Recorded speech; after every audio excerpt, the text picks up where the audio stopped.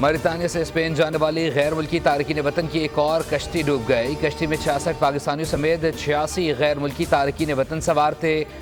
खबर एजेंसी के मुताबिक डूबने वाली कश्ती में सवार 36 अफराद को बचा लिया गया। डूबने वाली कश्ती में सवार 50 अफराद की हलाकत का खदशा। तारकीन वतन के अहल खाना ने इल्ज़ाम लगाया है कि मोरक्को की समंदरी हदूद में फायरिंग करके गुजरात के 12 नौजवानों को कत्ल किया गया। जान बहक होने वाले नौजवान 4 माह कबल यूरोप के लिए रवाना हुए थे।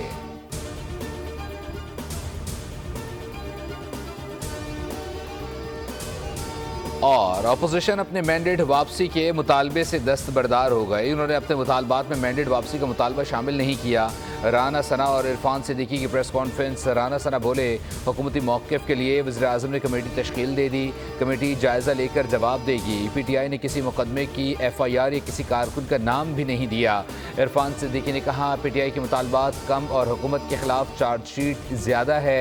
तय किया हुआ है कि हम भी तहरीरी तौर पर जवाब देंगे।